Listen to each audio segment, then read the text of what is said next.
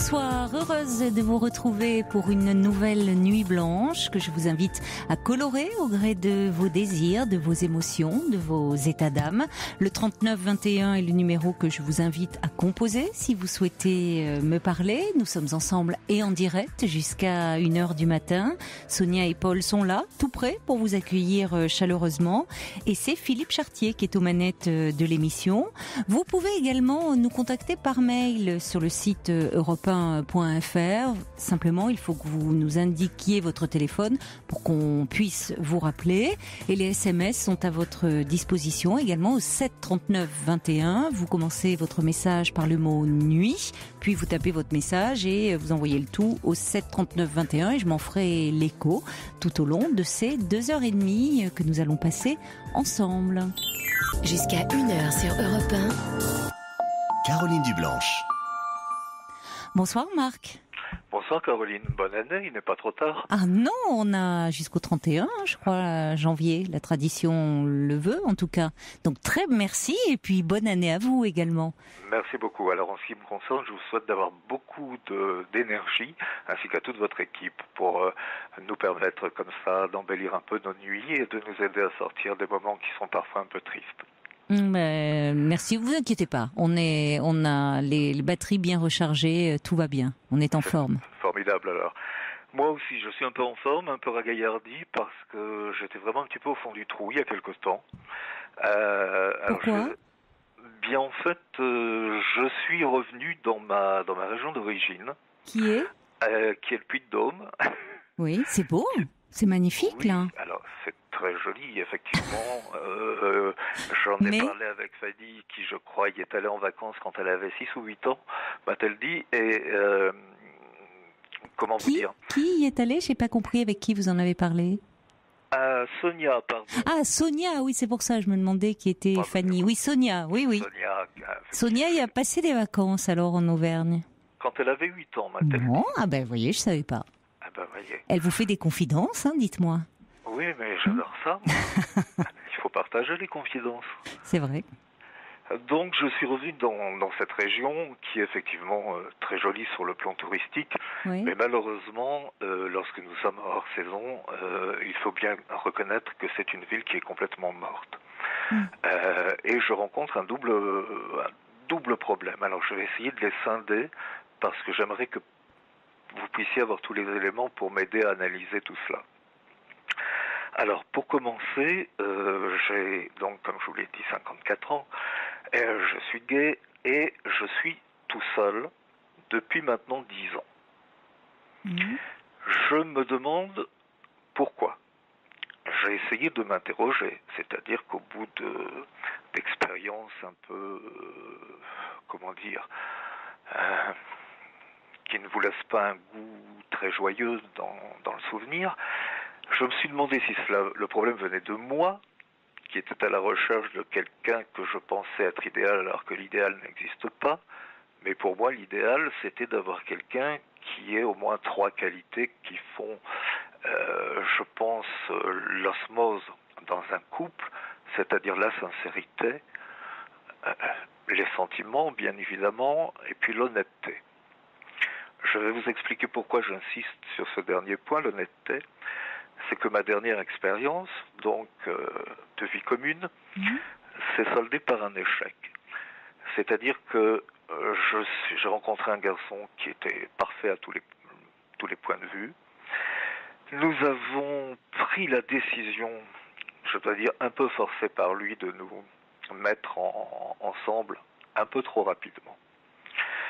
Et au bout d'un an, je me suis aperçu par le plus grand des hasards que j'avais des débits de cartes bancaires qui étaient un peu curieux.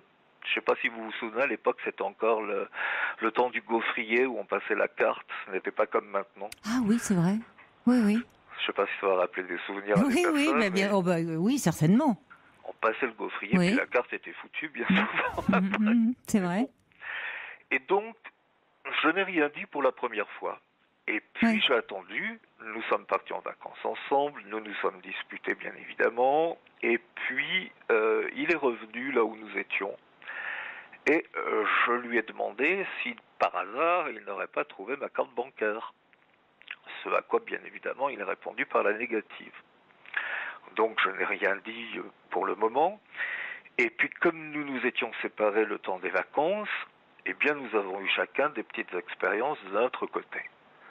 En revenant dans notre appartement, je lui ai dit, écoute, nous avons l'un et l'autre eu des rapports pendant notre période, donc je pense qu'il est tout à fait légitime et rassurant de faire chacun un test.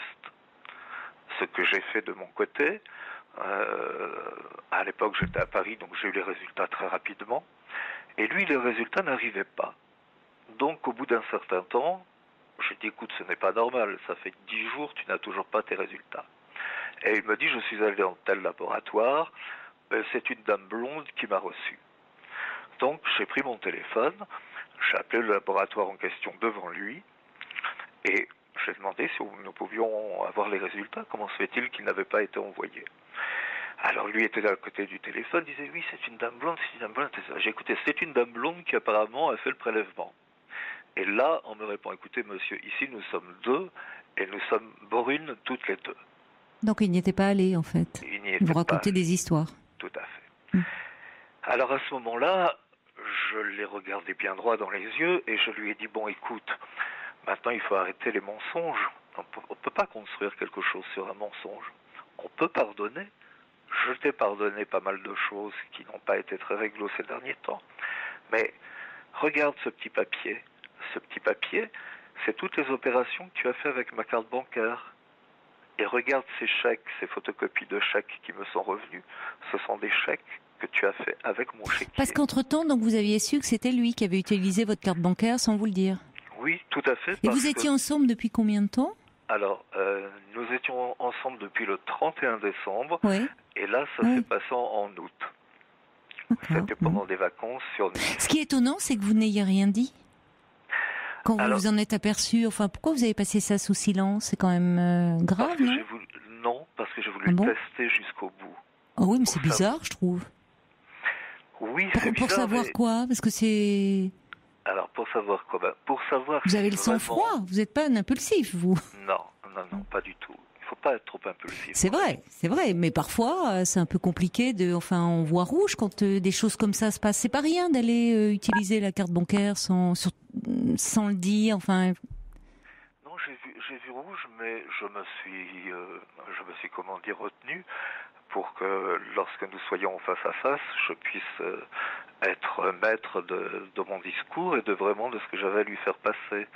Et c'était d'autant plus ridicule que nous avions... moi, je ne lui avais pas fait de procuration sur mon compte bancaire, et lui, en revanche, m'avait fait une procuration sur son livret. Donc, je pouvais très bien lui retirer de l'argent comme je voulais. Donc, j'ai trouvé ça complètement idiot. J'ai essayé de chercher la solution. Je ne l'ai pas trouvée. Donc, j'ai réfléchi très, très rapidement, et je lui ai dit, écoute, il y a trop de mensonges entre nous. Un mensonge, une trahison, on peut passer quand il y a plusieurs mensonges et plusieurs trahisons. Là, je pense qu'il faut mettre un terme à cette relation parce que je n'ai plus confiance en toi et tout ce que tu as fait que je ne t'aime plus. Donc, remarquez, tant mieux. Oui. Si ça avait fini par vous décevoir au point de ne plus l'aimer, tant mieux. C'était plus facile de vous séparer de lui. Oui, c'était plus simple et puis plus réfléchi, plus analysé, comme vous le disiez tout à l'heure. Je n'ai pas voulu faire ça comme ça sur le coup d'une impulsion, parce que l'impulsion est toujours mauvaise conseillère. Enfin, c'est ce que je pense, malheureusement. Et donc, il est parti, et je ne l'ai plus jamais revu. Et depuis, chaque fois que j'essaie de rencontrer quelqu'un, je n'ai plus confiance. Je ne sors pas dans les boîtes, il n'y en a pas beaucoup d'ailleurs, énormément ici. Mais oui, mais alors pourquoi vous êtes... Parce que je crois savoir que vous étiez auparavant, vous viviez aux États-Unis ? Tout à fait. Qu'est-ce qui fait que vous êtes revenu des États-Unis pour aller dans le Puy-de-Dôme ? C'est vrai que c'est un changement quand même de vie radical. Oui, tout simplement parce que j'étais interprète et que j'étais parti travailler là-bas parce que j'y ai de la famille. Et puis quand mon contrat s'est terminé, je suis revenu sur mes terres natales. Et justement, vous êtes revenu combien d'années après, puisque vous aviez quitté le Puy-de-Dôme Oui, pendant 35 5 ans. Oh là là, oui, c'est compliqué. Donc vos amis n'étaient peut-être plus là, Plus là ou du tout. vous La étiez... ville, bien sûr, complètement métamorphosée. Oui. Je n'ai rien retrouvé. Bah De tous oui. les hôtels, de toute l'architecture, du casino de mon enfance, où il y avait joli parc, on allait écouter du violon en écoutant les gens qui bavardaient autour des thermes, tout ce petit folklore, il n'y avait plus rien du tout. Oui, ça peut rendre très nostalgique, je trouve, de revenir sur son lieu de naissance et de voir que tout a changé, qu'on retrouve plus les mêmes gens. Enfin, c'est pas simple. Surtout après cette séparation, cette déception amoureuse, ça s'était passé aux États-Unis. Oui. Et je dirais pas que ce n'est pas simple. C'est plus compliqué que ça. Je crois que ce n'est pas sain de revenir dans un endroit où on a connu de bonnes choses, parce qu'on est toujours déçu forcément. C'est la Madeleine de Proust que l'on a en soi, que l'on espère retrouver, on ne la retrouve pas. Donc, comme je vous disais, n'ayant pas l'occasion d'aller dans des boîtes et n'aimant pas ça, étant plutôt hors ghetto, j'ai voulu passer une annonce dans un journal de petites annonces. Oui. Alors, je vous explique, à Paris, vous avez Paris Boum Boum, j'annonce, des trucs comme ça. Ici, on a une petite feuille de chou qui fait ça aussi. Donc, j'ai envoyé une annonce très correcte avec un chèque, et puis j'ai reçu un coup de téléphone, et on m'a dit, écoutez, monsieur, nous ne pouvons pas publier votre annonce. Pourquoi ? C'est la question que j'ai posée. J'ai dit pourquoi ? Parce que nous ne publions pas ce genre d'annonce. Mais ils ne font pas d'annonces de rencontres amoureuses. Si, tout à fait. Alors pourquoi ? C'est parce que s'ils font pas d'annonces homosexuelles ? Tout à fait. Voilà. Ah bon ? Donc, je leur ai rappelé que c'était un délit au passage, que c'était un délit de l'homophobie et le fait de stigmatiser comme ça, c'était complètement interdit par la loi. Et on m'a répondu, bien oui, mais vous savez, ici ce journal, il existe depuis 40 ans, les gérants sont âgés et ils n'ont pas envie d'avoir ce genre de choses. Donc je n'ai pas poussé plus loin parce que quand on... Ouais, d'accord, mais enfin, les temps changent, hein. Oui, mais j'ai l'impression qu'ils n'ont pas imprimé, que nous étions passés au XXIe siècle. Donc, dans un premier temps... cela dit, il y a d'autres... Bon, alors là, c'est très dommageable ce qui se passe, mais il peut y avoir d'autres revues, d'autres moyens, après tout, de faire des rencontres. C'est vrai quand même... Finalement, parce que vous dites vous vous sentez très isolé. Vous êtes revenu là, ne sachant pas trop où aller. Vous revenez, comme vous dites, sur votre terre natale, mais votre terre natale, au fond, vous n'y avez plus vos amis. Est-ce qu'il vous reste de la famille ? Alors non, parce que je suis fils unique, mais mes amis sont un peu aux quatre coins de France. D'accord. En fait, beaucoup sont dans le sud. Oui.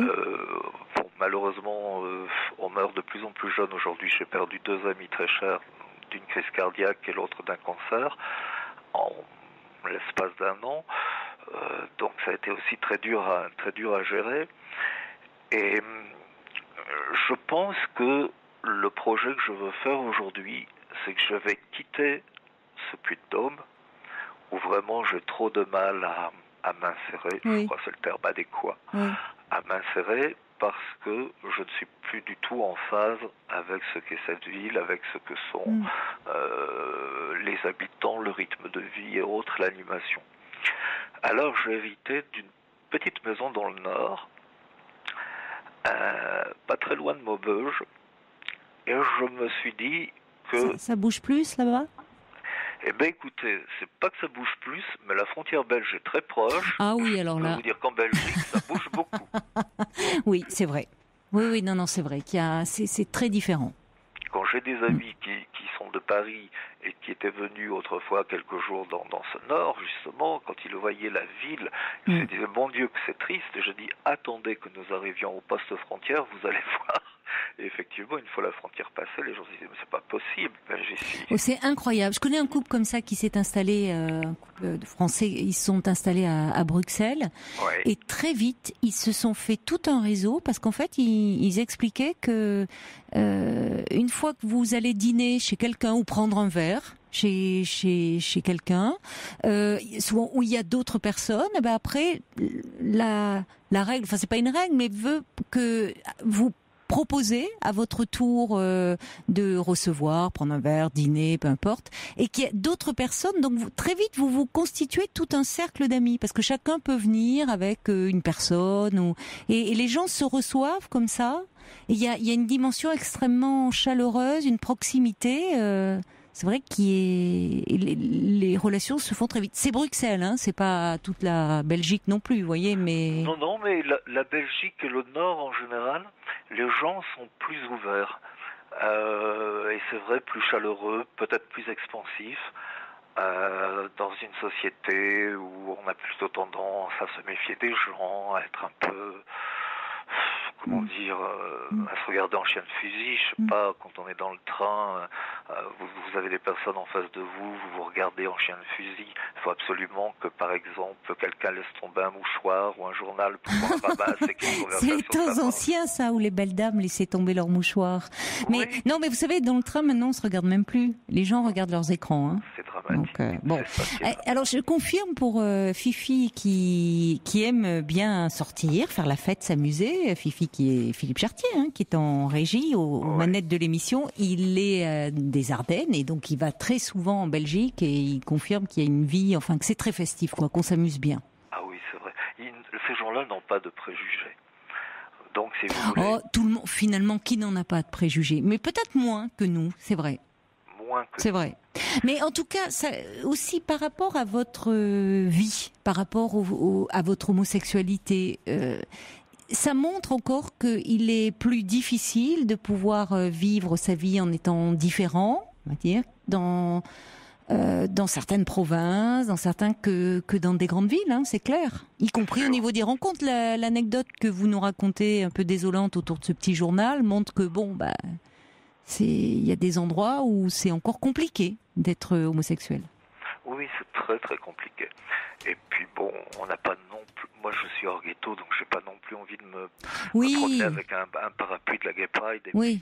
Des colis Marqué, ça ferait peut-être au moins, ça ferait sensation. Oui, peut-être. Mais c'est pas ce que vous recherchez. Pas vraiment. C'est Margaret qui dit comme le chantait Barbara, il ne faut jamais revenir sur les lieux bénis de notre enfance. Et Dieu sait que j'aimais Barbara. La chance de la voir si souvent en spectacle, des spectacles d'ailleurs qu'elle ne terminait jamais. Je me souviens, le rideau se baissait et elle revenait après, alors qu'on était en train de ranger le matériel et continuer à chanter, c'était formidable. Alors aujourd'hui, Caroline, je vais vous expliquer l'autre raison de mon appel. C'est que je vais donc quitter, après réflexion, ce petit homme qui malheureusement ne me sourit plus, et je vais essayer de tenter une nouvelle aventure. Alors je vous explique. J'ai, comme je vous ai expliqué tout à l'heure, j'étais interprète, et notamment j'étais interprète pour des productions théâtrales, pour des productions télévisées et autres. Et avant mon départ, et quand je revenais de temps en temps, cela va peut-être parler à certains auditeurs un peu plus âgés que moi, j'étais très ami avec une dame qui s'appelait Mireille, qui était une grande compositrice. Le petit conservatoire de Mireille, oui. Voilà, le petit conservateur de la chanson. Et je ne sais pas comment, je me suis dit, si je vais dans cette grande maison où je vais me retrouver seul, que vais-je en faire? Parce que c'est une maison qui est dans la Vénois, donc près de la frontière belge. Et Mireille disait souvent, quand elle parlait, elle n'aimait pas répondre, elle disait « Moi je suis balance, alors je ne réfléchis pas, je me laisse guider par des petits lutins. » Alors les petits lutins me disent « Oui, fais ça, non, ne fais pas ça. » Donc j'ai essayé d'interroger mes lutins à moi, et je crois que j'ai trouvé la solution. Et je vais vous l'expliquer. Il y a dans cette région du Nord, quand j'y suis allé de temps en temps, des gens qui ont énormément de talent, énormément de potentiel pour faire par exemple du théâtre, de l'art dramatique, de la comédie, pour faire aussi des chroniques pour des chaînes qui recrutent comme Piwi, comme Gulli, etc., qui, comme vous devez le savoir, font des castings en permanence. À Paris, il existe des écoles, de très très nombreuses écoles, qui malheureusement prennent n'importe qui et leur font payer des sommes. Et finalement, alors, parce que je vois le temps tourne et je voudrais pas que il va y avoir les infos, que vous soyez un peu frustré de ne pas avoir pu dire. Qu'est-ce que vous aimeriez faire, vous? Alors, moi, ce que j'aimerais faire, c'est créer un petit conservatoire audiovisuel pour donner dans cette maison, quand je serai dans le Nord, aux jeunes qui ont, après audition, comment vous dire, montrer qu'il pouvait être une jolie pierre brute dans laquelle on pouvait déceler un peu de talent, et bien de les faire passer, de les faire travailler avec des noms, je ne vais pas citer les noms des professeurs qui sont là, et puis surtout avec pas d'argent extraordinaire à donner. Et lorsqu'ils iront à Paris passer les castings, eh bien ces jeunes-là auront l'égalité des chances dont on parle tellement, parce qu'ils sauront ce qu'est une incruste, ils sauront ce qu'est une caméra divergée, ils sauront bouger dans l'espace, ils connaîtront les expressions. C'est une sorte de Starac, mais dans le Nord, quoi. Pas Starac, j'aime pas le mot star. Oui, ça j'étais sûre. J'étais sûre, c'est pour ça que je vous provoque. Hein. Mais bien sûr, j'imagine bien, mais bon... C'est sûr que vous n'allez pas faire la Starac chez les ch'tis. Ça vous plairait pas du tout. On n'est pas dans ce contexte-là. Mais en tout cas, c'est un beau projet. Et là, que vous ne pouviez pas mettre en œuvre là, vous avez la maison vous avez déjà des contacts. Donc c'est chouette. Quand est-ce que vous allez partir? Quand j'aurai trouvé une salle pour les cours. D'accord. Parce que ici, si vous voulez, dans cette maison qui est grande, on va pouvoir faire le théorique. Mais après, l'aspect pratique, j'ai monté un dossier que j'ai envoyé à des agglomérations, des mairies, etc. Et ça traîne, et moi j'aime pas trop quand ça traîne. Mais ça vous allez trouver, enfin si c'est juste une salle, en contactant, même en vous adressant aux mairies, en parlant de votre projet... Oh, mais Caroline, j'ai fait je ne sais combien de duplicata de plaquettes qui sont parties, qu'on a toujours trouvé très sympathiques, et puis on renvoie chez Pierre, qui renvoie chez Jacques, qui renvoie chez Paul, et finalement on atterrit chez Caroline. Donc, moi ce que j'aimerais peut-être, s'il y a quelqu'un qui nous entend et qui est dans la région, et qui a une salle qui puisse être obscure, dans laquelle on puisse avoir uniquement des chaises, et puis des bancs et un rideau, ce serait extraordinaire, que ce soit donc sur l'île ou ici dans la région de la Vénois où je me trouve. Alors, écoutez, l'annonce est passée. Hein. Peut-être qu'effectivement on aura quelqu'un qui peut vous prêter comme ça une salle, un local, 39-21, et on sera ravis de vous mettre en relation. Votre projet, c'est pour quand en fait? Vous attendez vraiment de trouver la salle pour partir, ou vous allez partir puisque vous avez déjà la chance d'avoir une maison sur place et vous lancer aussi un peu vous-même Alors écoutez, vos recherches? Je vais mettre ça sur pied, je pense. On va faire un test pendant les vacances de février pour voir un peu comment ça se passe, et puis après voir si véritablement on peut faire ça dans la durée. Mais pour le moment, c'est prévu des stages avec les personnes avec lesquelles je suis en contact. Et puis aussi, le grand projet, c'est si jamais dans le Nord, il y a quelqu'un qui m'entend, qui est peut-être un peu seul, qui a de l'humour, qui n'est pas trop idiot, un peu intelligent. Vous faites coup double alors, vous faites annonce professionnelle et annonce perso. Bon, écoutez. Parce que je me suis dit que, puisque j'avais la chance de vous avoir en ligne, et aussi la chance d'être entendu, finalement, pourquoi ne pas en profiter? J'ai devant moi une statue de Sainte Rita, et je la regarde en vous parlant. Allez, alors continuez à prier Sainte Rita, et puis nous, on prie les auditeurs. 39-21, quelqu'un est intéressé à la fois par votre projet professionnel, dispose d'une salle, on pourra vous mettre en relation, et puis si quelqu'un a d'autres propositions à vous faire sur un autre plan, on pourra également transmettre les coordonnées. Bonne chance alors Marc pour vos projets, pour cette nouvelle vie qui s'ouvre, et puis quand vous serez installé dans le Nord, et je l'espère avec un projet vraiment qui voit le jour, vous pourrez nous rappeler pour nous donner de vos nouvelles. Avec grand plaisir, Caroline. Bonne chance Marc. Merci, bonne soirée Caroline. Au revoir. Au revoir. Pour parler à Caroline Dublanche, appelez le 39 21. 50 centimes la minute plus coût de l'appel.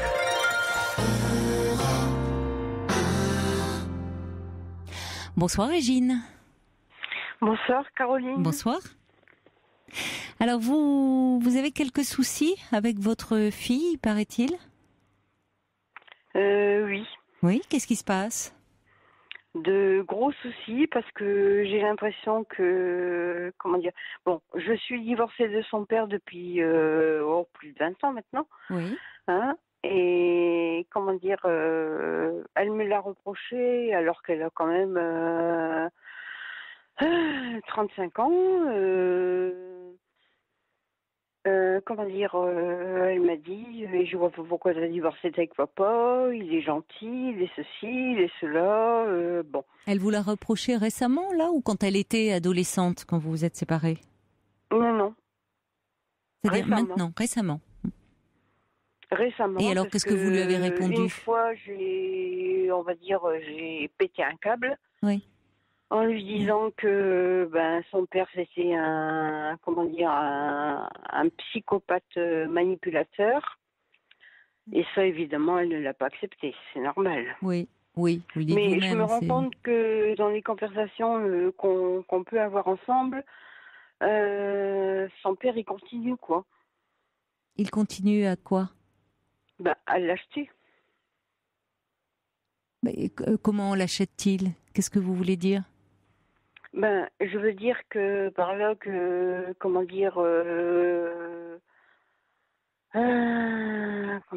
expliquer ça? Que quand elle a besoin d'argent ou quoi que ce soit, moi elle m'en a demandé une fois, je lui en ai proposé et puis voilà. Mais vis-à-vis de moi, son père me dénigre toujours. Oui. Oui, mais c'est très embêtant pour votre fille. C'est très embêtant pour votre fille que vous continuiez à vous faire la guerre, même si vous êtes séparés depuis 20 ans. Parce que c'est toujours très douloureux pour un enfant, quel que soit son âge, quand il va chez un de ses parents, d'entendre dénigrer l'autre. Mais à l'âge de 35 ans, quand même, on peut comprendre. Comprendre intellectuellement, oui. L'accepter, non. C'est-à-dire que, bien sûr que ça n'a pas la même portée quand on a 30 ans que quand on en a 10 ou même 15. Mais c'est pénible quand même d'être, finalement, on se dit que ça interroge sur sa place aussi. De dire, mais au fond, moi je suis née de ces deux-là qui se haïssent cordialement et qui ne font que se dénigrer, se rabaisser. Ça aide pas tellement à avoir confiance en soi et à avoir confiance en la vie. Parce que quand on dénigre l'autre parent, d'une certaine façon, on dénigre, c'est aussi rabaisser l'enfant et humilier l'enfant.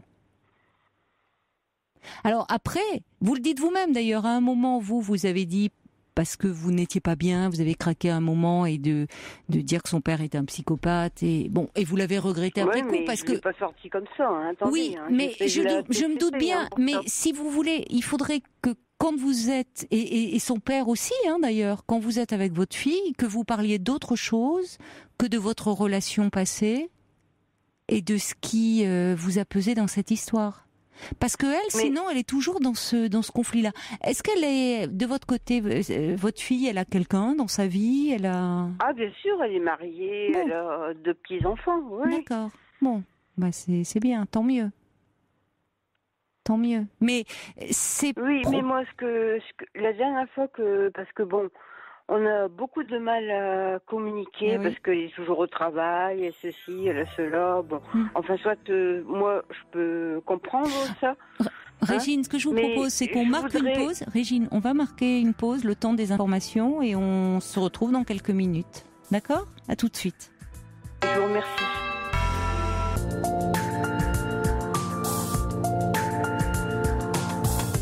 Nous sommes ensemble pour 2 heures de direct, 2 heures de confidence, de partage sur Europe 1, pour ne pas rester seul avec vos soucis et vos angoisses jusqu'à 1h du matin. La ligne est ouverte au 39 21. Alors surtout, n'hésitez pas à appeler si vous souhaitez me parler, dialoguer avec un auditeur.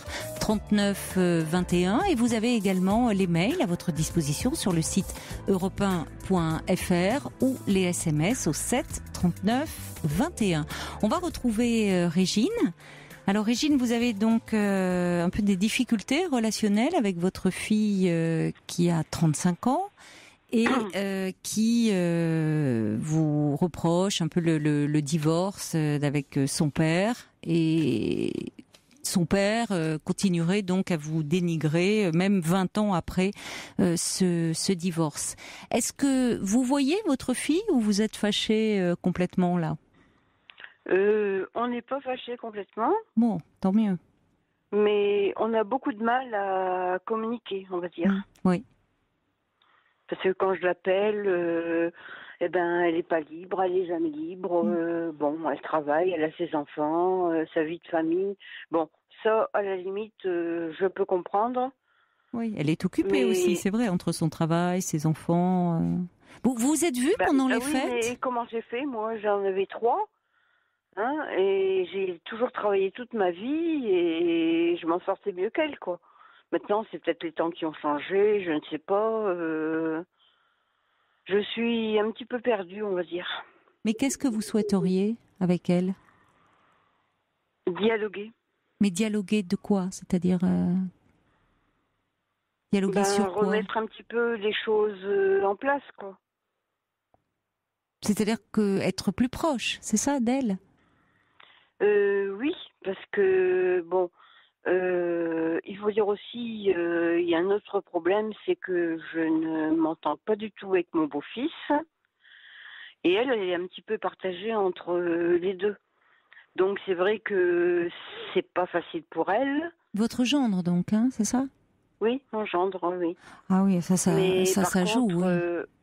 Par contre, j'ai toujours été là. Quand mon gendre a été opéré du cœur, bon, c'était un homme jeune, hein, il avait 33 ans à l'époque. Elle m'a appelé un soir, maman, viens demain, j'ai besoin de toi.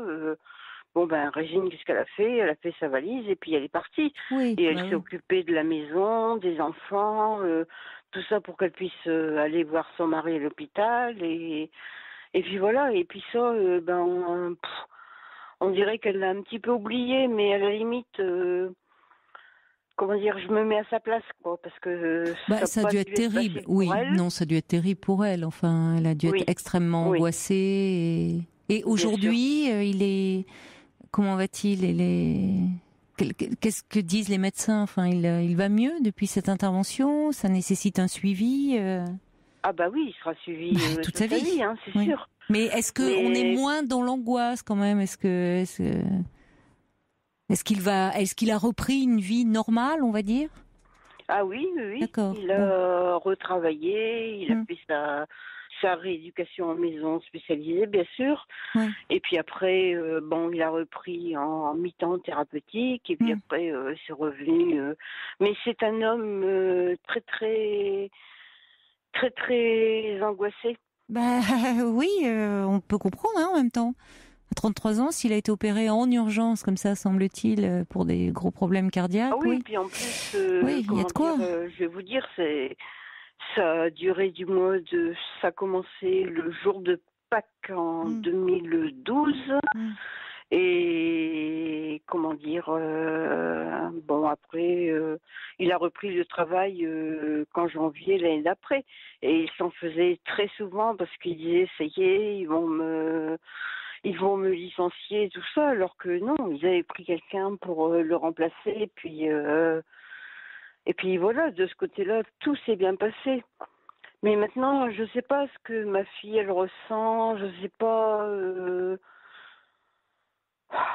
On a beaucoup de mal à communiquer, oui. Rien à mais faire, peut-être parce qu'il y a ce passé, ce passif entre vous, et que elle, votre fille, elle n'a pas forcément envie de... Enfin, en même temps, c'est paradoxal, j'allais dire, elle n'a pas forcément envie de revenir sur ce passé, et en même temps, elle vous dit encore pourquoi vous avez divorcé de son père.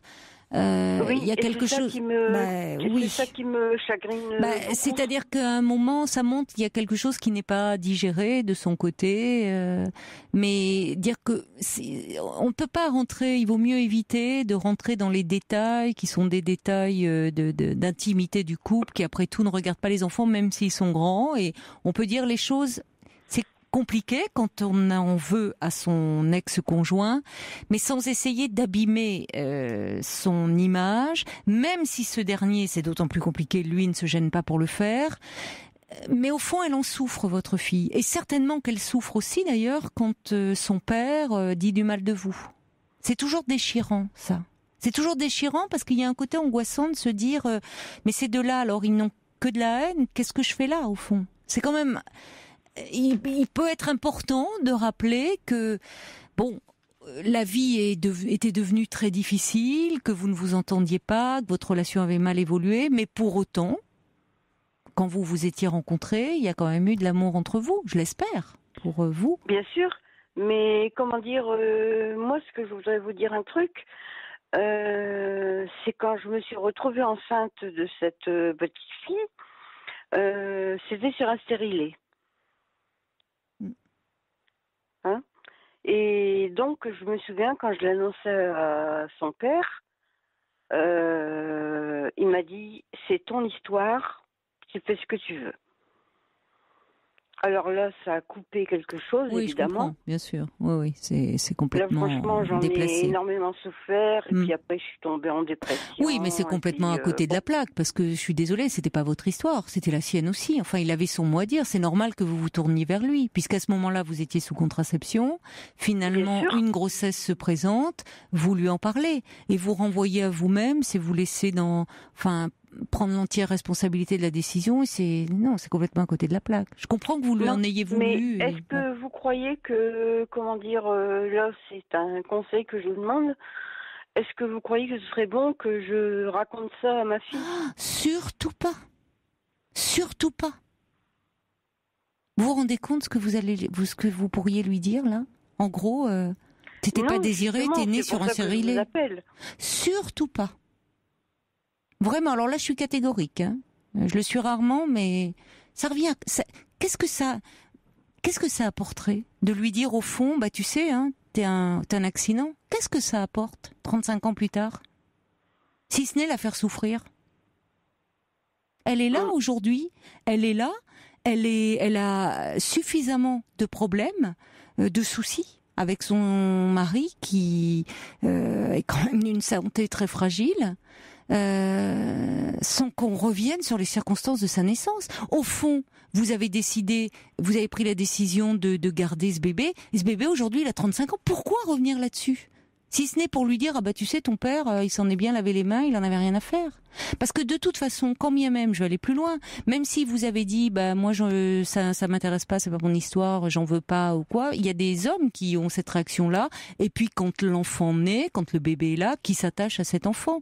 Parce que, au départ, c'est pas un enfant, c'est pas concret pour eux, ils n'ont pas de lien, et quand l'enfant est là, ils s'y attachent. Alors pourquoi aller raconter 20 ans, 30 ans, 40 ans plus tard, tu sais, ton père voulait pas de toi, ou moi-même, bon, ça n'a aucun intérêt. C'est des paroles qui font souffrir, c'est tout.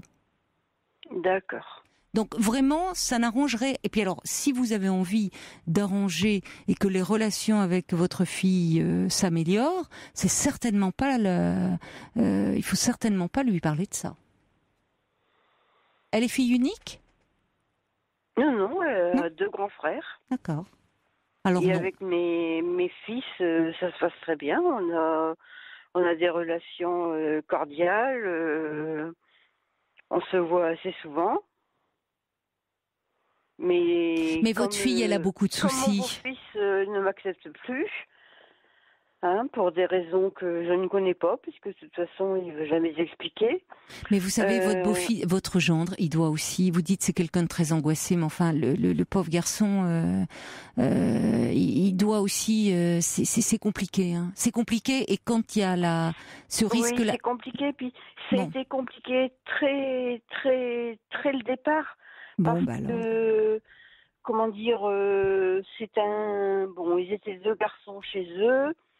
Son frère s'est suicidé.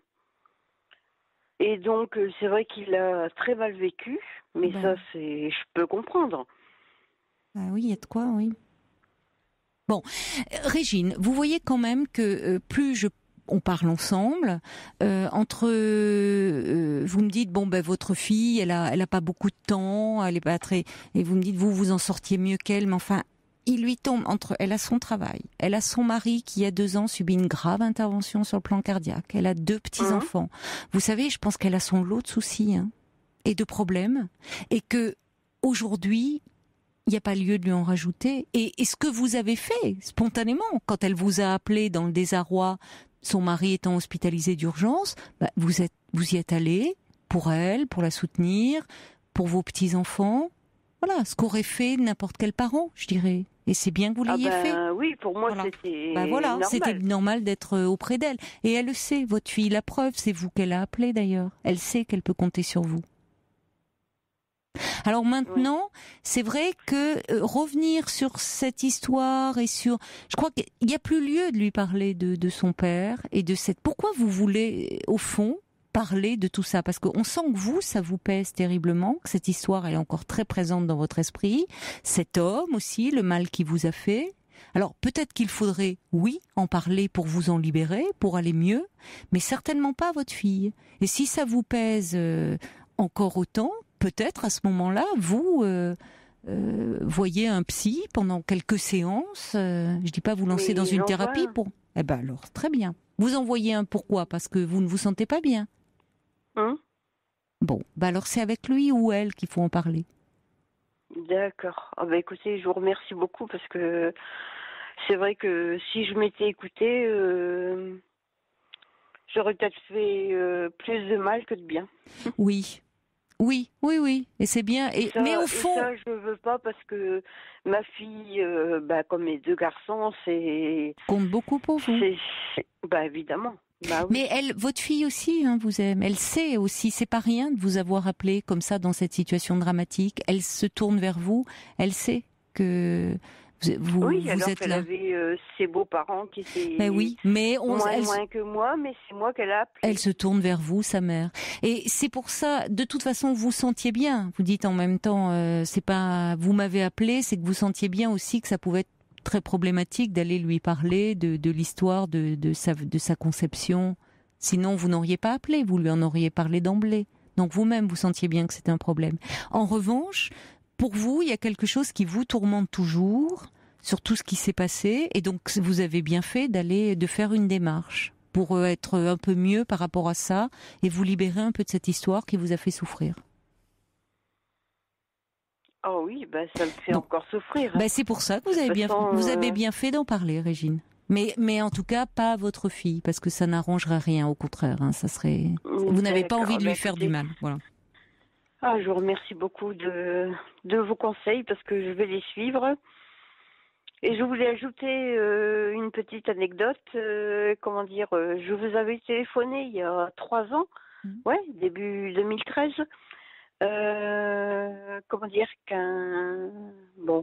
Que je suis toujours avec mon compagnon, qui m'avait appelé à l'époque. Je sais pas, je sortais d'une relation et j'avais besoin d'en parler à quelqu'un. Et j'étais tombée sur mon compagnon actuel, puis il m'a dit écoute, moi aussi je suis toute seule, si tu veux tu viens demain.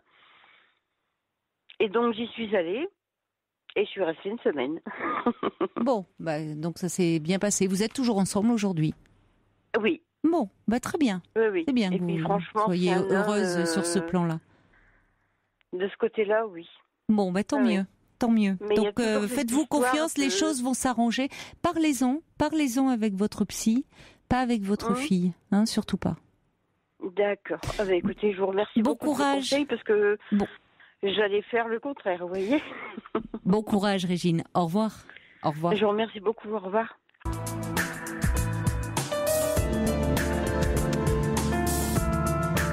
La nuit se poursuit sur Europe 1 avec vos appels au 39 21 et vous êtes très très nombreux à appeler pour réagir au témoignage de Chantal. Vous êtes là, Chantal ?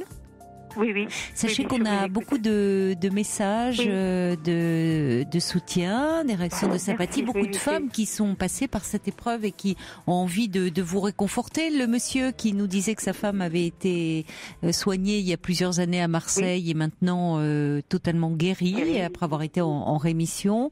Et je voudrais qu'on accueille, je vous remercie de tous vos appels au 39 21, de vos réactions par SMS au 7 39 21. Nous sommes toujours en compagnie de Christine et de Véronique, mais nous allons tout de suite accueillir Christelle. Bonsoir Christelle.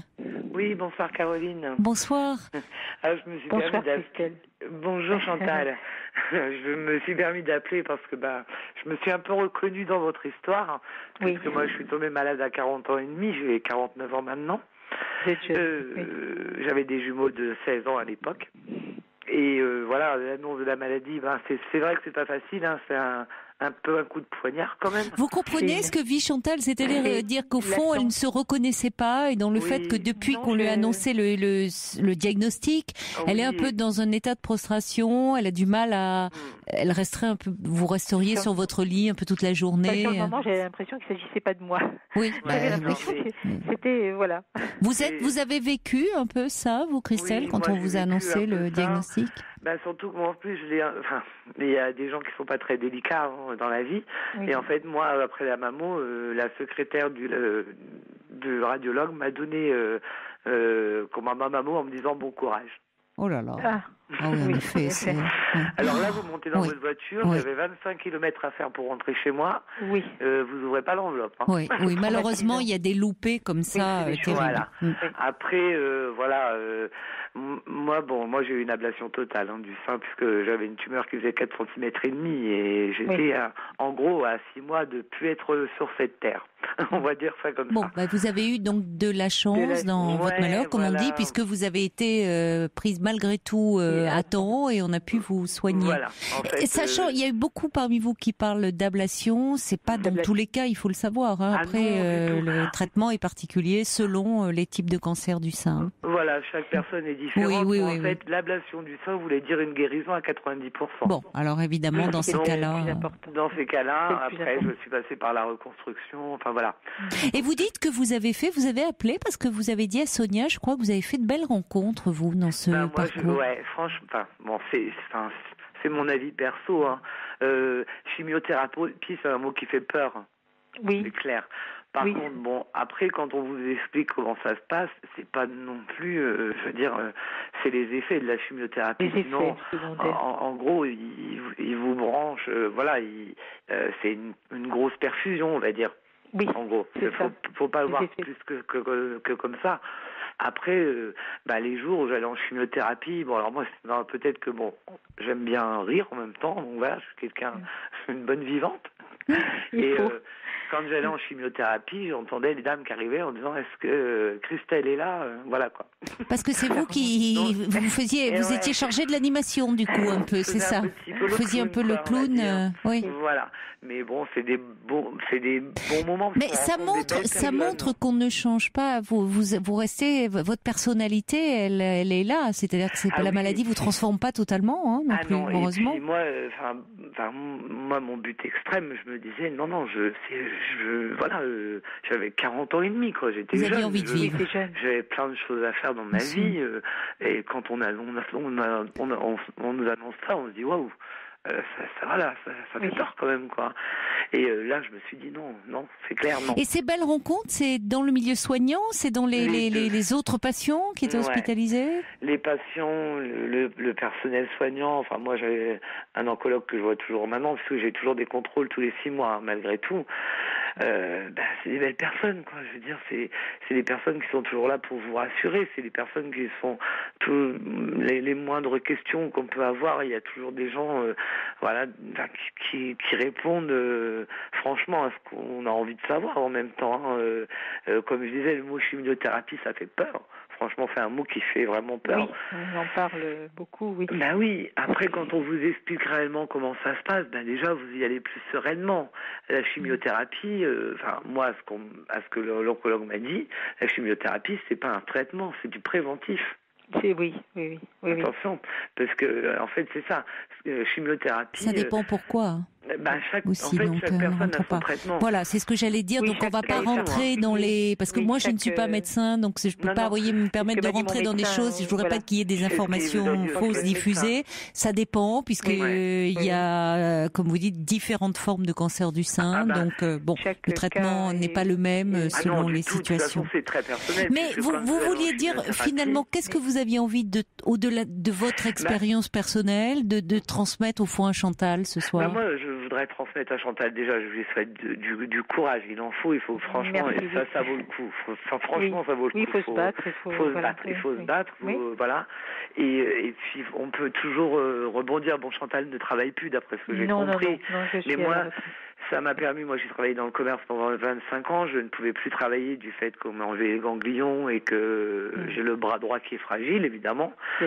Donc ça m'a quand même, donc à 45 ans je me suis dit, c'est bien, mais je fais quoi maintenant? Parce que voilà, professionnellement j'ai rencontré des gros soucis d'argent, puisque on se retrouve aussi dans des situations pas faciles du tout. Parce que faut pas croire, mais la maladie coûte cher, sur tout point de vue perso, parce qu'il y a des choses qui ne sont pas prises en charge du tout. Moi, je me suis bataillée notamment pour les soutiens-gorge spéciales pour mettre une prothèse dedans, puisqu'ils appellent ça de la lingerie, quoi. Ah oui. Moi, j'achète rarement ma lingerie en pharmacie, quoi. Enfin, oui, bien sûr, voilà. Bien sûr. Donc, il y a eu plein de choses comme ça. Et à 45 ans, en fait, j'ai refait un bac pro. Je suis retournée à l'école 2 ans. Et j'ai eu mon bac pro à 47 ans et j'ai retrouvé du travail dans une grande entreprise. C'est merveilleux. Voilà. C'est merveilleux. Et je me dis, voilà, la vie elle n'est pas finie. Je vais avoir 50 ans cette année et je me dis, voilà, je regrette rien de, non. Même si il y a toujours ces contrôles tous les 6 mois qui font toujours peur. Un peu contrés, qui font peur. Oui. Voilà, là j'y vais lundi, je fais ma prise de sang demain, je suis pas tranquille. Oui, mais c'est bien normal. Il y a un peu cette épée de Damoclès et jusqu'à ce qu'on annonce, qu'on espère que vous êtes en rémission. Et voilà. Bon, après on sait lire les prises de sang aussi, on apprend. Bien sûr, finalement, bien sûr, vous en savez beaucoup sur cette maladie.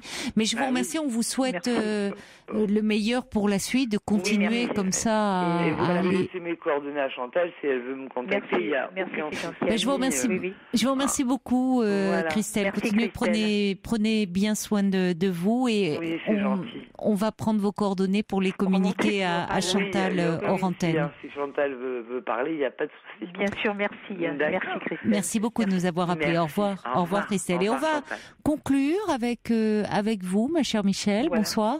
Oui, bonsoir. Bonsoir. Bonsoir, Caroline. Je voulais témoigner parce que j'ai ressenti exactement la même chose que Chantal. Oui. J'ai eu un cancer également à l'âge de la retraite. Moi, je l'ai pris un peu plus tôt que vous. J'avais 61 ans et j'ai eu une tumeur. Elle n'était pas très grande, pas très grosse. J'ai pas eu l'ablation du sein. J'avais un ganglion de toucher, mais j'ai refusé la chimiothérapie. En accord avec le professeur, on a bien parlé parce qu'il y a un protocole qu'il faut respecter. Et j'ai refusé et le professeur m'a suivi, m'a dit j'attendais que ça vienne de vous, je vous l'aurais pas proposé, mais vu que c'est vous qui refusez la chimio, parce que c'est quand même assez lourd, la chimio, et donc j'ai pas eu la chimio, ça fait 5 ans que je suis en rémission. Je me permets, Michel, tant mieux pour cette excellente nouvelle. On vous l'a diagnostiqué, vous aviez quel âge? J'avais 61 ans. D'accord, d'accord. Et là, j'en ai 66. Oui. Ça fait 5 ans. Oui. Donc, j'ai eu par contre la radiothérapie pendant un mois et demi. Ça, c'est le protocole qui l'exige. Ça, j'ai pas pu échapper. Mais je ne voulais pas de la chimio. Et le professeur m'a dit, de toute façon, s'il n'était pas d'accord, il aurait pu très bien dire non. Il aurait argumenté, il vous aurait expliqué pourquoi, malgré vos réticences, et les personnes n'y vont pas de bon cœur, mais vous aurez expliqué pourquoi c'était important de le faire. Or, au fond, il pensait que la radiothérapie suffisait, et ça se vérifie, heureusement, puisque aujourd'hui, vous êtes en rémission, 5 ans plus tard, 4 ans plus tard. Et vous n'avez pas fait l'ablation, en fait. Il n'y a pas eu d'ablation. Non, la tumeur était petite. Il y avait quand même un ganglion de touché, parce qu'on m'a réopéré. Parce que les diagnostics, on le fait tout de suite quand on est sur la table d'opération, mais après, ils ont envoyé les examens dans un centre spécialisé à Paris. Ah oui. Pour une deuxième vérification. Et c'est là qu'ils ont vu qu'il y avait un ganglion qui était touché. Donc on m'a réopéré. Et on a regardé les autres, on m'a retiré un peu d'autres ganglions, mais tous les autres n'étaient pas touchés. Ah oui. Alors finalement, Michel, vous vous êtes beaucoup retrouvé au moment de l'annonce du diagnostic. Vous étiez également sidéré, tout comme Chantal. Et est-ce que, à partir du moment où vous avez été prise en charge, ça s'est arrangé? Vous savez, j'ai attendu 1 mois avant qu'on m'opère. C'est très long. Oui, c'est très long. 1 mois. Vous avez de la chance qu'on vous reprenne. Moi, j'ai attendu 1 mois. Alors vous savez, ça cogite. C'est vrai qu'après, et j'étais seule. Et je suis seule. Je suis séparée comme vous. Aussi. Enfin, moi, je suis séparée. J'étais seule. J'ai une sœur qui m'a bien aidée, qui venait avec moi justement voir le professeur, qui posait des questions parce qu'on n'est pas toujours à même de les poser. On est tellement angoissés. Il est mieux d'être accompagné, c'est certain. Voilà. Et moi, après, j'ai fait du yoga. Ah oui. Et vous n'en faisiez pas auparavant. Vous vous êtes lancé dans le yoga pour trouver une forme d'apaisement. Tout à fait, parce que j'étais très angoissée. On m'a proposé le yoga. Et alors? Et je sais que ça me fait du bien. Ah oui. La respiration et tout ça, ça me fait énormément de bien. Et comme vous disiez, Caroline, l'acupuncture aussi, on me l'avait proposé. Oui, l'acupuncture. Et paraît-il que c'est très bien aussi. Oui, c'est même mis. Alors je ne sais plus, je veux pas dire de bêtises. Je me demande, je me demande si c'est pas la Pitié-Salpêtrière. Il y a un centre d'oncologie où ils font, pas que pour le cancer du sein, où ils ont mis en place comme ça tout un service de médecine en parallèle, de médecine douce, en parallèle au traitement classique du cancer, pour, si vous voulez justement soulager tous les effets secondaires liés. Et c'est intéressant lié au traitement. Et c'est intéressant que ça soit mis en place au sein d'un hôpital, donc qui reconnaît finalement les vertus de ces médecines parallèles. Moi, j'ai été opérée à l'Institut Godino à Reims. D'accord. Et eux m'ont proposé justement, il y a des, vous voyez, pour ces genres de personnes, il y a des réunions, on vous aiguille bien auprès de gens. Et justement, elle m'avait proposé d'aller voir un acupuncteur. Donc, vous voulez rassurer, vous aussi, Chantal, en disant que vous vous êtes beaucoup retrouvée dans son... Oui, 100%. Quand elle a dit qu'elle bougeait plus, qu'elle était allongée, qu'elle était angoissée, j'ai dit, il faut que je prenne le téléphone parce que je suis à 100% avec elle et vous allez voir, madame, ça va bien se passer. Merci de votre témoignage, ça me fait chaud au cœur. Enfin, ça me tranquillise. Tant mieux. Voilà. Et vous savez, il y a on vous transmettra les coordonnées des personnes aussi qui... Vous pouvez lui transmettre mon téléphone, moi ça ne me gêne pas si elle a besoin d'appeler à un moment, à un autre, parce que je sais que ça fait du bien. Voilà.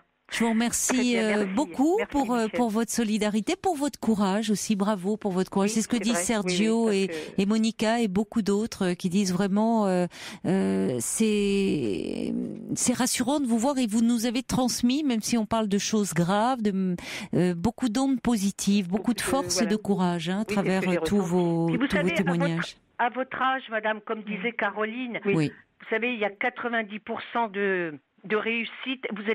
On est encore plus préservé, on a moins de risques de rechute qu'à l'âge de 40 ans. De 40 ans. On dit qu'à cet âge-là, normalement, il y a rarement des problèmes. Oui, ils se soignent les vraiment meilleurs pronostics, c'est vrai. Oui, tout à fait. Le pronostic est meilleur, oui.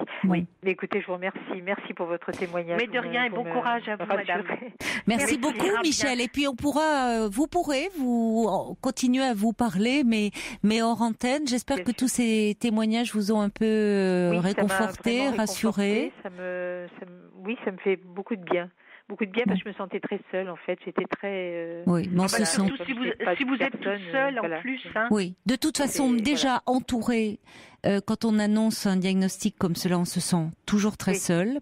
Et c'est d'autant plus difficile à vivre quand on est seul dans un quotidien. Et beaucoup des auditrices qui ont témoigné ce soir, malheureusement, étaient dans ce cas-là. Et c'est d'autant plus dur. Mais comme beaucoup l'ont souligné, il y a à ce moment-là une prise en charge, un soutien au niveau de l'équipe médicale qui est souvent très efficace. Et puis toutes les associations dont on a parlé et qui sont aussi essentielles. Alors Véronique nous a parlé de la Ligue contre le cancer, mais on a aussi parlé de l'association Étincelle. Et puis tiens, voilà que j'ai perdu mes fiches. Non, il y a aussi Michel qui nous parlait de monréseau-cancerdusein.com.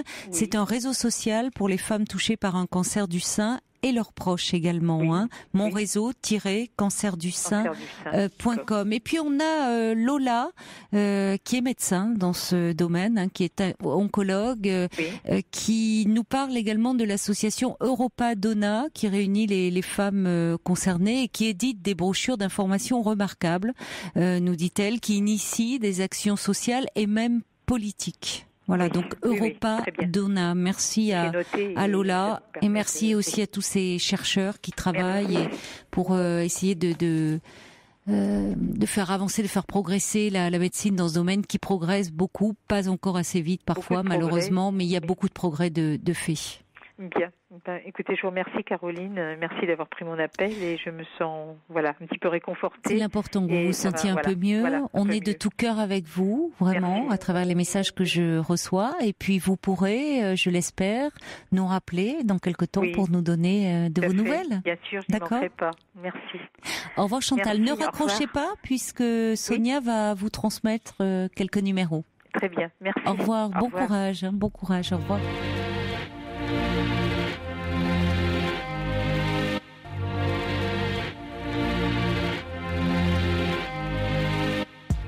Caroline Dublanche sur Europe 1, 39 21. 50 centimes la minute plus coût de l'appel.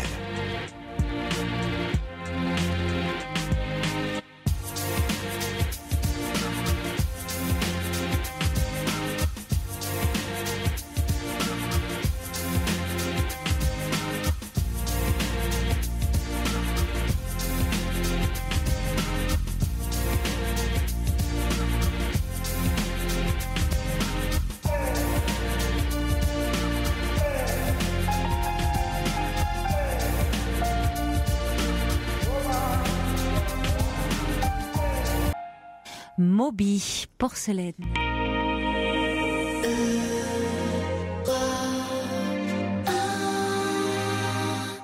Bonsoir Yves. Bonsoir Caroline. Comment allez-vous? Ça va très bien. Bonne année, meilleurs vœux. Bonne année, meilleurs vœux. Tout ce qu'il y a de meilleur et plein de bons films. Ben oui, c'est ça. Alors vous avez fait... Dites-moi, vous dites ça bonne année, mais vous l'avez fêté presque en direct avec les auditeurs. Je dis presque. Vous étiez là, vous, le soir du 31, je crois. Eh bien, c'est parce que je venais de découvrir le film chinois Au-delà des montagnes et je voulais en parler. Non, c'est pas vrai. Oui. J'ai pensé à vous parce que bon, je suis allée le voir. Oui. Oui. Il est très bien. Oh, écoutez, je suis partie avant la fin. C'est pas vrai. Ça m'a rendu dingue. Ah bon? Ah oui, mais vraiment. Ah oui. Bien. Ah bon, vous avez parlé. J'ai pensé à vous parce que je me suis dit, j'aimerais bien, mais qu'en a pensé Yves? Et alors, je rigolais avec une amie, elle me dit, il va peut-être t'appeler pour en parler. J'ai dit, oh là là, j'espère pas, parce que s'il me dit qu'il a trouvé ça formidable. Ah bon? Je sais pas. Ah oui, non, j'ai détesté en fait. À ce point. Ah ben, écoutez, la confrontation entre la Chine et l'Australie, ça vous... Atroce. Je suis partie avant. Ah bon? Je trouvais... Oui, non, moi je me suis... Peut-être que vous étiez un peu fatiguée. Vous savez, il y a une certaine catégorie de films, il faut pas les voir n'importe quand. Ouais, mais j'aime beaucoup votre délicatesse parce que, en fait, vous ne parlez que des films que vous aimez. Ah oui. Et donc, je vais faire comme vous, c'est-à-dire que je vais pas démolir. Il a été sélectionné au Festival de Cannes. Quand je me suis dit, mais c'est pas possible, quoi. Je suis en train d'halluciner. J'avais l'impression d'être dans. Je trouvais que c'était sec. Qu'il y avait. Enfin, moi, j'ai ressenti aucune émotion. Les dialogues. Je trouvais ça d'une pauvreté. Mais parce qu'en fait, je suis passée à côté, quoi. J'avais l'impression de. Enfin, je suis vraiment passée à côté. Et enfin, ça me fait rire. Alors, vous avez appelé le 31 décembre pour parler de ce film. Oui. Et puis, c'est Paul qui m'a demandé de jouer un coup de clairon. Ah, c'est ça, parce que j'ai eu des messages d'auditeurs qui disaient, on a entendu Yves, il a joué du clairon le 31 décembre. Je me dis, oh là là, mais alors c'est qu'il avait peut-être un peu trop fêté le 31 pour ressortir le clairon. Un petit peu, mais sans plus. Oui, c'est ça. Croyez-moi, on m'en a parlé encore de votre coup de clairon du 31. Et les voisins, le 31, vous pouvez vous permettre. Voilà, la première fois, c'était pour la fête de la musique, donc on peut tout se permettre. Et le 31 décembre, on peut se permettre aussi. Mais enfin, il faut pas que ça dure tout de la vie quand même. Non.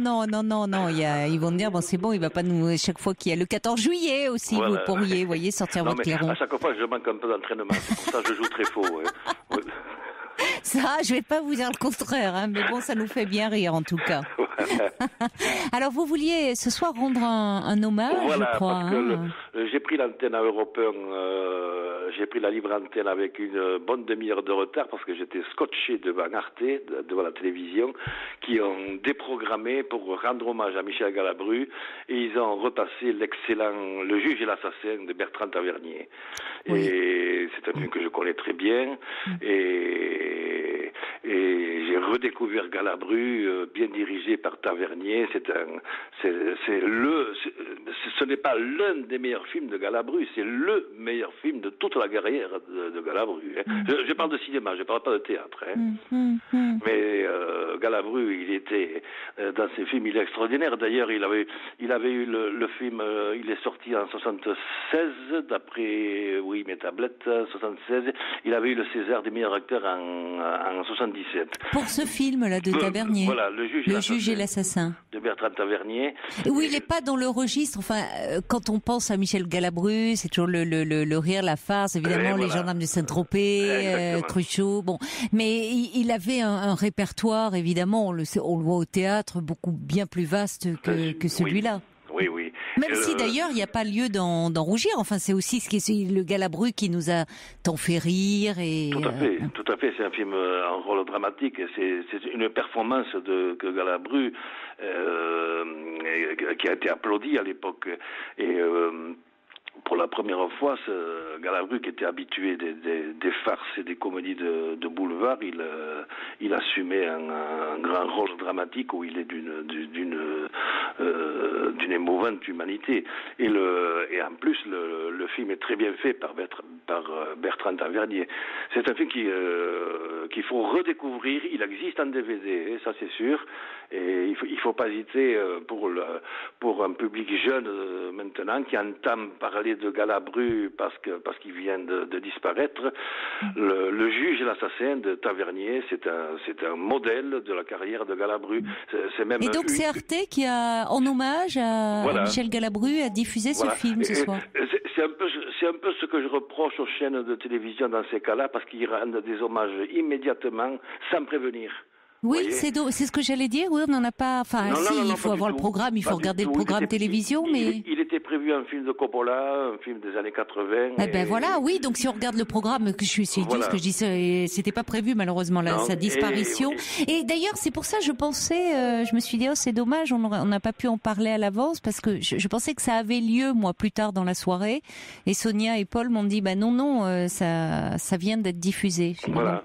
Bon, voilà, sans tambour trompette, c'est dommage parce que c'est un film qui aurait intéressé beaucoup de téléspectateurs cinéphiles et même non cinéphiles, et il le passe sans avertir, quoi. Il pourrait d'abord avertir et prendre 8-15 jours pour le diffuser quand même. Et oui, mais après c'est vrai que les hommages en général c'est tout de suite après, alors que on pourrait dire au fond oui, vous avez raison, on n'est pas une semaine près, et il vaudrait mieux ça profitera à plus de monde finalement. Bon, après on peut se le procurer en DVD. Oui. Et voilà. Donc vous avez eu un gros passement, ça vous a rendu triste quand vous avez appris sa disparition. Oui, c'est vrai, oui. Écoutez, 93 ans. 93 ans, oui. Il est mort pendant son sommeil. Oui, je pense que c'est la fin que souhaite tout le monde. Oui. Hein? Il y a Margaret qui est une grande cinéphile, tout comme vous. Elle tient vraiment à vous souhaiter une bonne année, Yves, et puis plein de bons films à venir.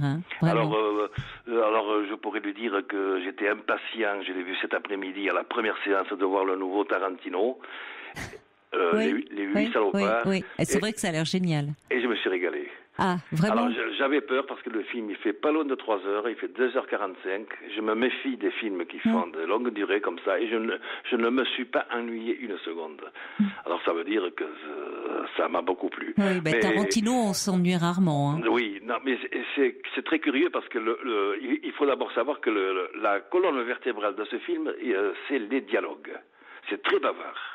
Alors, ce qui n'est pas le cas de Par-delà les montagnes. On peut peut-être s'accorder là-dessus, parce que je ne vais pas revenir sur ce qui fâche, mais alors les dialogues, c'est du minimaliste, on va dire. Oui. Ah, c'est pas du tout pareil. Ça... Franchement, avant ça était diffusé en bande-annonce le film de Tarantino. Et en moi-même, je me disais, mais pourquoi je suis pas allée voir celui-là, quoi. Et parce qu'il n'était pas encore sorti. Eh bien, il n'était pas encore sorti, exactement. Il est sorti aujourd'hui, le Tarantino. Oui, c'est pour ça. Oui, voilà, exactement. Oui. Mais non, Tarantino, une fois de plus, je me suis régalé. C'est un passionné de western. Il est grand cinéphile. Il adore les westerns. Il est marqué par les films les western spaghetti de Sergio Leone. Mais il fait ça solide. D'ailleurs, la musique, elle est toujours de Ennio Morricone, n'est-ce pas? Toujours? Oui, toujours. Mais enfin, musique très discrète dans le film, quand même.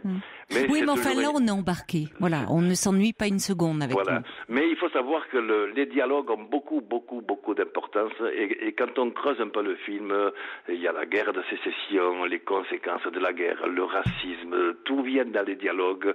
Et c'est très intéressant. Bon, maintenant, il y a les scènes d'action, surtout vers la fin, le dernier tiers du film. Il y a de la violence, il y a du sang, il y a de l'outrance dans la violence. Oui, c'est Tarantino en même temps. C'est du Tarantino, mais mise en scène extraordinaire, des comédiens extraordinaires. Bon, vous êtes dithyrambique. Quoique maintenant, je vous suis toujours, je vais un peu me méfier maintenant. Depuis notre désaccord sur Au-delà des montagnes. Mais est-ce que vous avez vu Le Goût des merveilles? Non. J'avais très envie de le voir et puis il a été déprogrammé au moment où j'étais en vacances. Non, ça n'a pas marché. Alors il paraît que c'est un très très joli film. Ça fait partie des films qui sont sacrifiés. Et il y en a des films comme ça, croyez-moi. Alors il y a Brigitte et puis Paul Hollande qui dit que heureusement il y a le replay maintenant pour beaucoup de personnes. Donc on peut revoir Le Juge et l'assassin de Bertrand Tavernier où joue l'excellent Michel Galabru. Voilà. Galabru et Philippe Noiret. Excellent Philippe Noiret aussi. Mais c'était un grand film de Tavernier. Et d'ailleurs, mais vous êtes comme moi, vous regardez pas en replay? Non, parce que j'ai plein de messages maintenant, c'est Myriam, c'est... J'ai pas internet, j'ai pas de portable, je suis un homme de Cro-Magnon. Mais c'est pour ça que vous allez beaucoup au cinéma. Exactement. Et que le cinéma, je suis d'accord avec vous, on le découvre vraiment dans les salles. Tarantino, c'est un grand écran, voilà. Il faut le voir au cinéma. Oui, et on a beau avoir une télé grand écran, ça remplacera jamais quand même le cinéma. Il y a des décors dans le Tarantino, ça se passe dans le Wyoming en plein hiver, il y a de la neige, le blizzard partout, on a froid dans la salle après. Que de voir ça. Ah, moi j'ai vu la bande-annonce, j'étais emballée. C'est vrai que celui-là, je vais courir le voir. Vraiment. C'est très bien. C'est du grand cinéma. Tarantino, qu'on aime ou qu'on n'aime pas, c'est un sacré cinéaste. Il a ça dans la peau, ça se sent. Et il restitue sur l'écran ce qu'il a dans la tête, quoi. C'est un passionné, ça se sent. Il aime. Et de toute façon, Tarantino aime beaucoup la France parce que c'est vrai que ses films connaissent toujours beaucoup de succès, aussi ici. Bon, c'était du grand Tarantino et du grand Yves, comme on l'aime. Je suis ravie de vous savoir en pleine forme, là, en ce début d'année 2016. Voilà. Donc, on va se faire une belle année cinématographique, j'espère. Il sort mercredi prochain, il y a un film américain qui s'appelle Carol, que je veux voir absolument. Ah oui, il y a les affiches un peu partout actuellement dans Paris. Il était aussi au dernier festival de Cannes. Et je me en 2 mots, vous pouvez dire l'histoire? Carol, c'est l'histoire d'une passion entre 2 filles. Entre 2 filles. Voilà. Mais je peux pas en dire plus, il faut voir le film. Bon, évidemment, quand on parle de ce genre d'histoire, maintenant, il nous vient à l'esprit le film de Keshish, La vie d'Adèle. Oui. Bon, mais il va faire dans un genre différent, j'imagine. Les critiques à Cannes, elles étaient très très bonnes. Il y a Kate Blanchett qui joue, il paraît qu'elle est formidable. Bon. Il sort mercredi prochain, on en reparlera. Allez, on en reparlera, Yves, on aura l'occasion de se parler tout au long de cette année. Et j'espère qu'il y aura plein de bons films que vous nous ferez découvrir. Tout à fait. Je vous embrasse. Bonne année à tous. Ah oui, bonne année à vous, Yves. À bientôt, au revoir. 39-21. 50 centimes la minute plus coût de l'appel. Caroline Dublanche sur Europe 1. Je sais que le jour viendra où le vent se lèvera et nous serons déliés. La nuit vous étranglera et sur vos corps allongés les roses viendront pousser.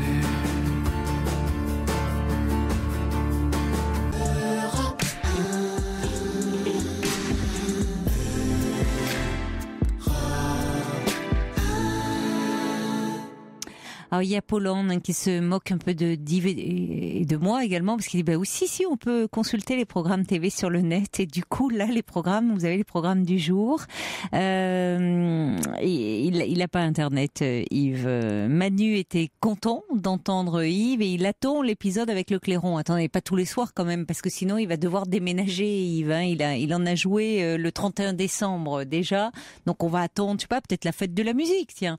Et puis, il est marrant, un nouveau pseudo, la marmotte tricote. C'est long, vous n'avez pas pris le plus court, mais c'est amusant, qui est frustré d'avoir loupé l'hommage de Michel Galabru sur Arte, dans le film de Bertrand Tavernier, Le juge et l'assassin.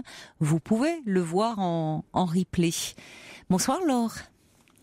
Bonsoir Caroline. Bonsoir. Je vous présente d'abord et avant tout mes vœux pour l'année 2016. Oh, merci beaucoup Laure. Bonne année à vous également. Merci beaucoup Caroline. Alors vous m'appelez parce que vous êtes un peu en difficulté avec votre fille qui a 25 ans. Oui, j'ai une fille que j'adore, qui a 25 ans et qui a un nouveau comportement depuis, ça va faire 2 ans en octobre prochain. C'est tout nouveau, elle a inauguré un nouveau truc, la seule façon de s'exprimer, c'est tout casser. Mais attendez, c'est-à-dire elle fait des crises de façon hebdomadaire, elle fait une colère. Mais vous dites qu'elle fait quelque chose de nouveau, c'est-à-dire elle avait auparavant des troubles comme ça du comportement ? Elle n'avait pas de troubles du comportement. Elle est seulement, elle a un souci de santé, mais qui n'a pas, certainement pas, qui ne ressort pas normalement dans sa pathologie. Et c'est-à-dire que oui, elle souffre, pardon, d'encéphalomyélite. Ah oui. Et depuis quand? Alors, elle a été diagnostiquée il y a 10 ans, mais la réalité est beaucoup plus cruelle parce qu'en vérité, elle souffre depuis sa plus tendre enfance. Mais que vous dit le neurologue alors, puisqu'elle est suivie sur le plan neurologique, alors, évidemment? Elle n'a pas de neurologue qui la suit, elle a un généraliste et qui m'a dit, mais madame, c'est normal. J'ai dit, mais attendez, elle n'a jamais fait ça, elle n'a jamais fait ça jusqu'à maintenant. Et je suis surprise qu'elle ne soit pas suivie par un neurologue, compte tenu quand même de son encéphalomyélite. Non. Pourquoi elle n'est pas suivie? Parce que j'avoue que je n'en connais pas bien la raison, si ce n'est que déjà il n'y a pas de traitement. Elle n'a pas de traitement pour ça. Quels sont les symptômes en fait de l'encéphalomyélite? Alors les symptômes, ça touche les voies respiratoires. Oui. Je vais vous le faire simple. Oui. C'est neurologique, système nerveux central, système nerveux périphérique, endocrinien et immunologique. C'est lourd comme conséquence. Et il n'y a pas de traitement? Non. Mais donc elle a quand même des symptômes qui sont... Alors le symptôme dominant, c'est comme ça que je l'appelle, c'est moi qui l'ai trouvé. Le symptôme dominant, c'est un manque de sommeil et irrécupérateur. C'est-à-dire que le peu qu'elle dort, elle ne récupère pas, et elle peut rester 10 jours sans dormir. Elle peut rester 10 jours sans dormir? Ah oui, c'est arrivé. Et si elle dort, c'est pas réparateur?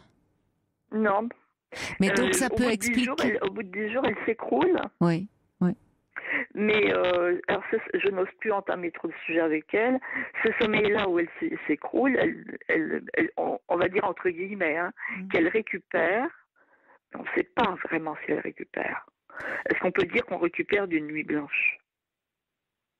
Non. Oui, enfin, on peut comprendre que on sait à quel point déjà, sans avoir ce diagnostic-là, à quel point le fait de manquer de sommeil, et vous dites une nuit blanche, quelques nuits blanches, peut rendre irritable, nerveux. Oui. On sait qu'il y a eu des expériences qui ont été faites sur les animaux, sur les chats, notamment des privations de sommeil, où ça rend fou. Enfin, donc votre fille, vous dites si elle réagit par moments, qu'elle casse comme ça les objets, comme si elle était en crise, enfin comme s'il fallait qu'elle se défoule d'une tension trop grande. Ça peut quand même être lié à une conséquence de de cette pathologie-là. Oui, du manque de sommeil. C'est possible. Mais elle ne le faisait pas, elle ne le fait que depuis ça a fait 1 an en octobre. Mais finalement, ça bouleverse quand même considérablement sa vie. Mais elle n'a pas d'activité, elle n'a pas de lien social, elle n'a pas de vie sociale. Elle est dans un trou perdu. J'entendais votre premier auditeur tout à l'heure. Il parlait du Nord. Oui, ma fille est dans le Nord. Oui. Elle vit seule. Elle vit seule malgré tout. Mais comment c'est-à-dire parce qu'à 25 ans, c'est très compliqué de rester, d'être sans vie sociale, sans projet, ça va pas, ça. Je suis bien d'accord avec vous, mais elle est pas. Elle vous le dirait, je suis pas fiable. À midi 2, elle est bien. À midi 4, elle ne peut pas se lever de sa chaise parce qu'elle est pas prise d'attaque de panique, mais elle est prise d'une crise de paralysie. Puisque je vous parlais du système nerveux. Oui, c'est quand même. Il y a des moments, ils sont même pas ses membres. Et elle peut pas prévoir, elle peut rien prévoir. Et ce diagnostic, parce que vous dites finalement, il a été porté tardivement, alors qu'elle avait déjà des symptômes dans l'enfance qui ont dû. Elle a eu des symptômes dans l'enfance, mais il a été tardif parce qu'elle a fait dans la foulée, elle a fait une mononucléose. Je vais pas y arriver. Une mononucléose infectieuse non diagnostiquée. Bon, ce qui est dans un registre quand même moins grave, mais qui s'est rajouté, donc les deux.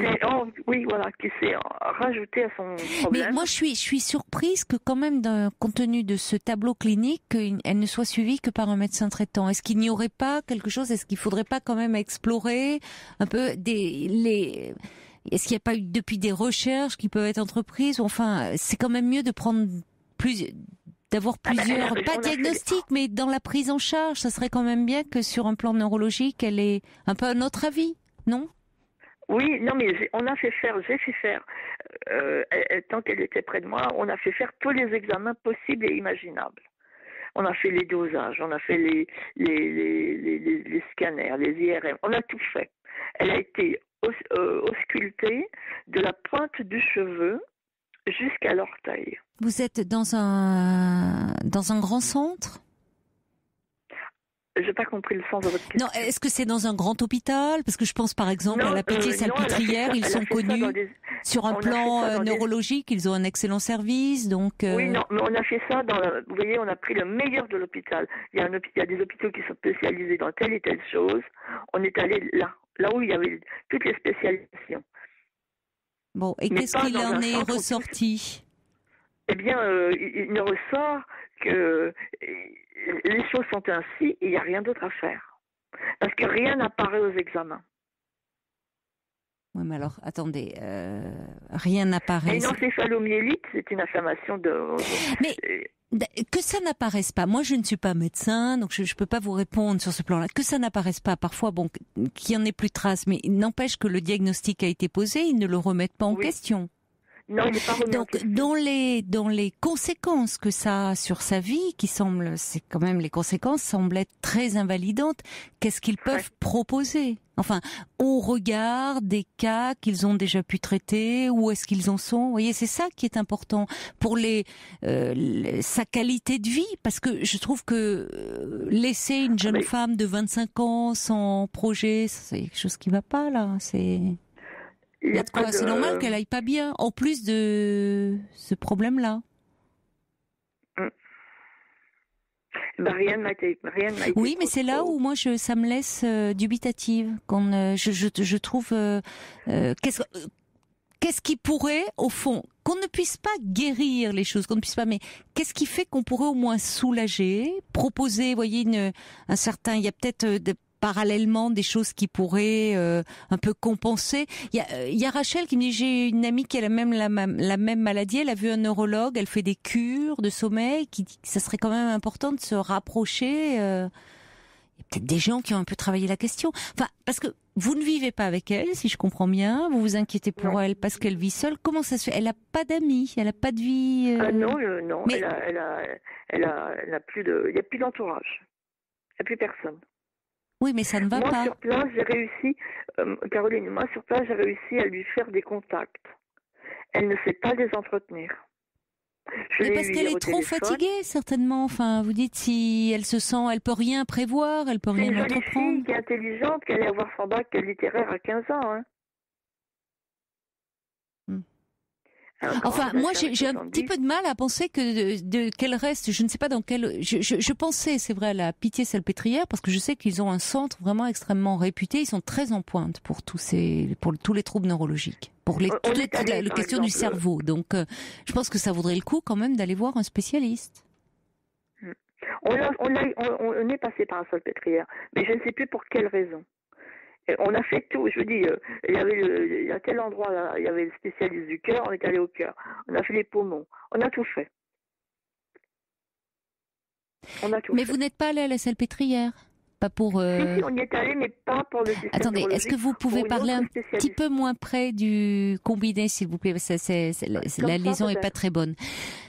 Bon, écoutez, je pense qu'on va essayer de rappeler. Il y a Bénédicte qui nous a appelé au 3921 parce qu'apparemment elle connaît cette maladie. Elle aurait peut-être un conseil à vous donner. Moi, je trouve déjà où il faudrait qu'elle soit suivie, mais c'est pas d'être suivie sur le plan psychologique. Il faudrait déjà sur un plan quand même neurologique. Je trouve qu'on peut pas laisser quelqu'un comme ça en disant bon bah à 25 ans, peut rien faire.